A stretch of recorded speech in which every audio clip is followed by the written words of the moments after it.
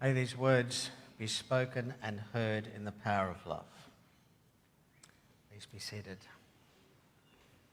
So spring has arrived. In fact, right on cue, I can hear some birds chirping outside. Of course, that's only for those of us in the southern half of the world. So for those who are joining us from the other side of the world, guess what?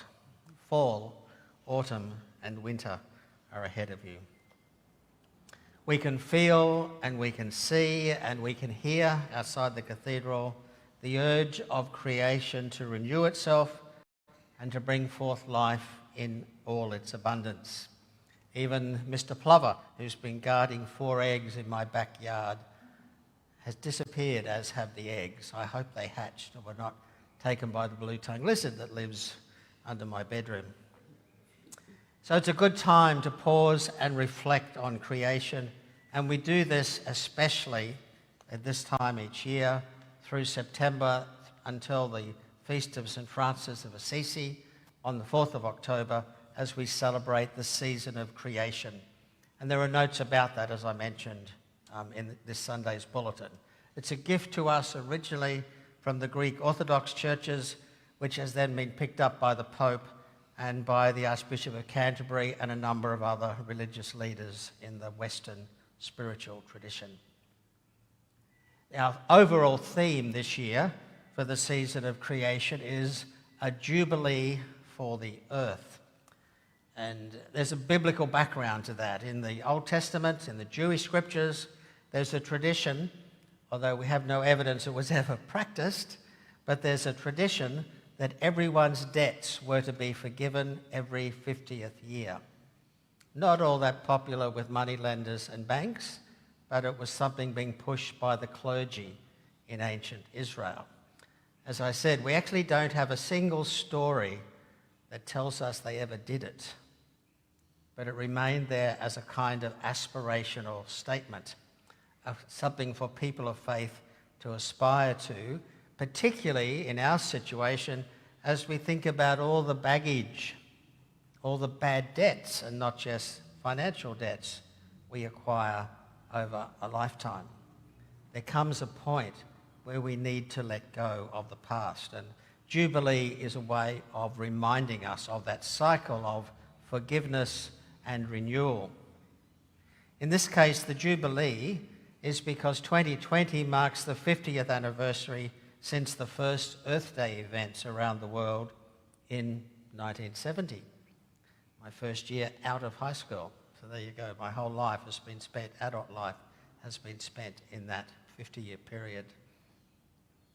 After droughts, fires, floods, the COVID-19 pandemic, and the ongoing impacts of climate change, we might well be ready to settle accounts with Mother Earth and set things back to a healthier and more sustainable arrangement.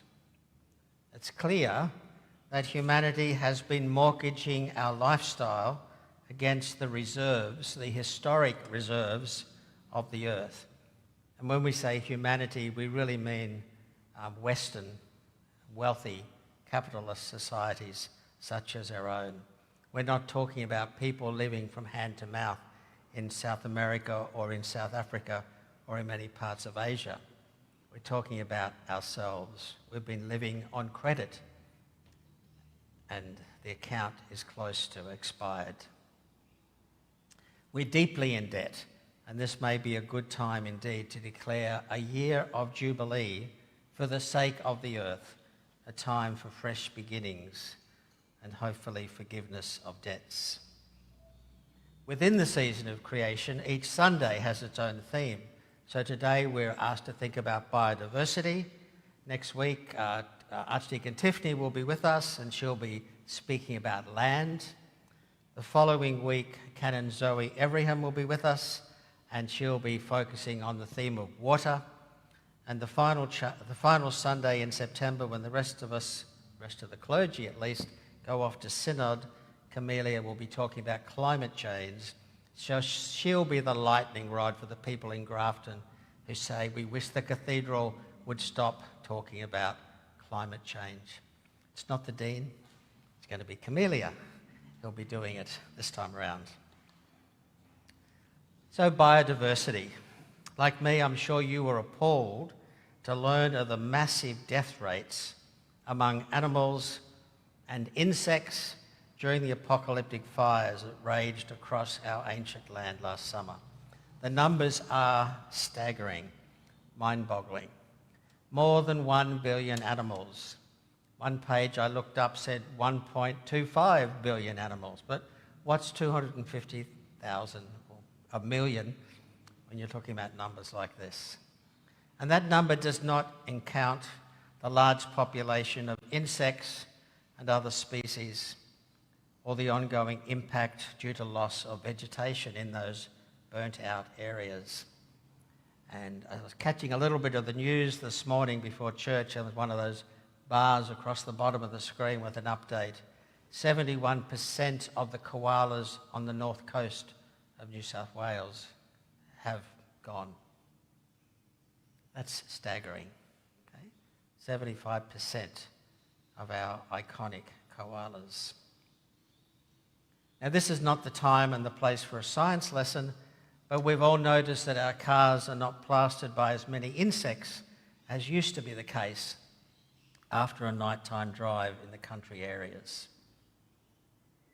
The biodiversity loss is staggering, and yet biodiversity is essential for the planet, for the health and the well-being of the web of life, and of course, we're part of that. Biodiversity is essential for us as well. It's not only what gives us the COVID virus, it's also what gives us the hope of finding the cure, thanks to biodiversity.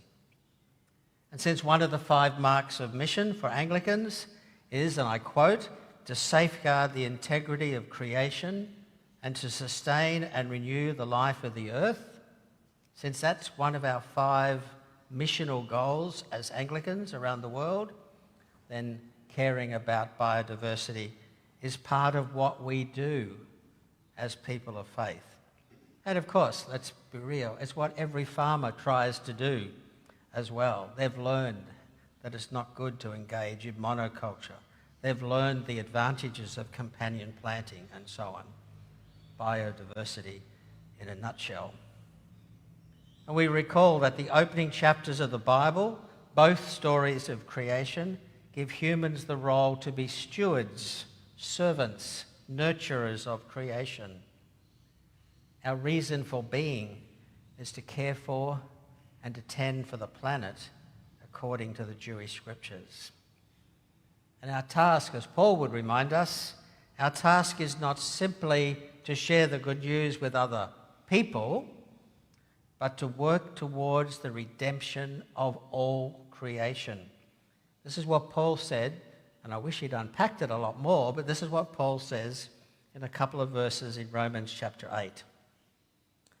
For the creation waits with eager longing for the revealing of the children of God. For the creation was subjected to futility, not of its own will, but by the will of the one who subjected it, in hope that creation itself will be set free from its bondage to decay and will obtain the freedom of the glory of the children of God. God cares about the rocks and the bugs and the trees as much as she cares about us.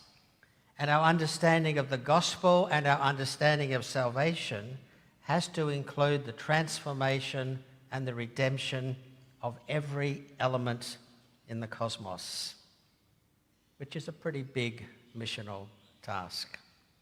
Paul is saying that all of creation is to be caught up into the great redemption and to share the glorious freedom of the children of God.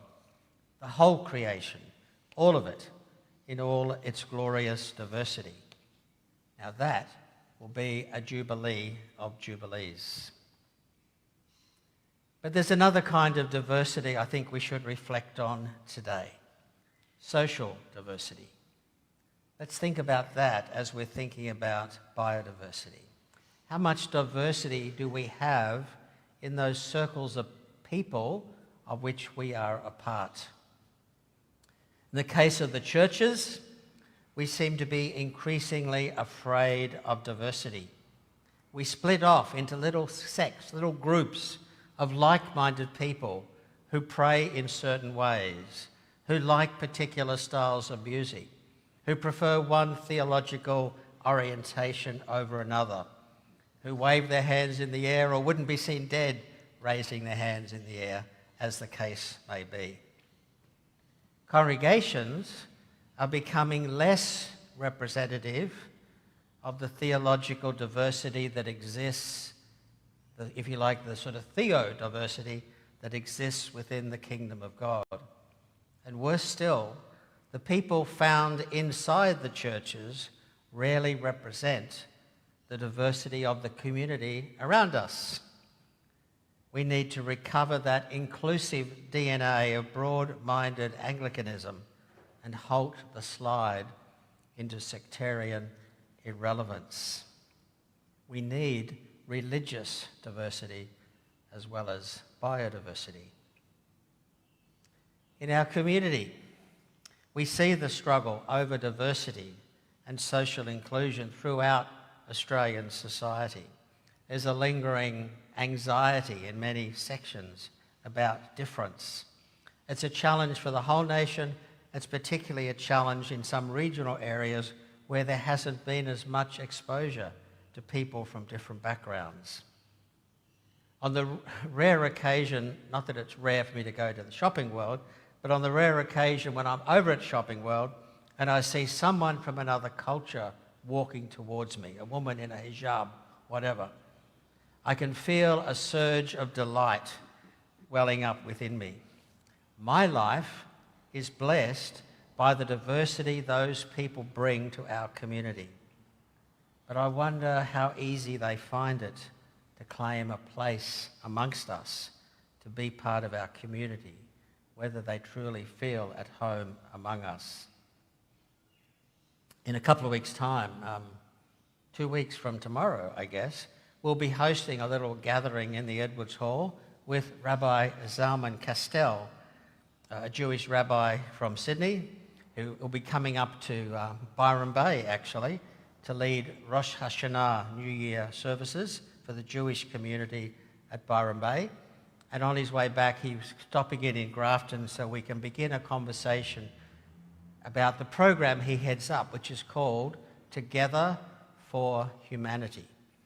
And between now and then, he'll actually be conferred an Order of Australia for his work in community cultural diversity. So I'm looking forward to welcoming him. We've invited a number of all the local schools to come, some of the members of council and other community leaders, to see what we can do to enhance and to strengthen our cultural diversity within our community. But it's much closer to home as well. If all my friends look like me, speak like me, not that I have an accent, I keep telling my American friends, enjoy the same food as me, vote the way I do, visit the same web pages as I go to, and enjoy the same recreational activities as I enjoy, then something's wrong. That's not healthy. We don't want to surround ourselves with identikit copies of ourselves. There's a deep lack of diversity in such a gathering of clones. We become culturally and emotionally inbred, and our humanity is diminished. So look around our families. How many people in our families are different from each other? And how much are we kind of carbon copies of one another? So by all means, let's be passionate about the need to protect and increase biodiversity, but let's also use these next 4 or 5 weeks to reflect on the diversity of our church, of our community, and also of our personal circle of family and friends. Reach out to somebody who seems different from yourself and see what blessings may come from building relationships beyond our personal comfort zones. For sure, the the world will be a better place.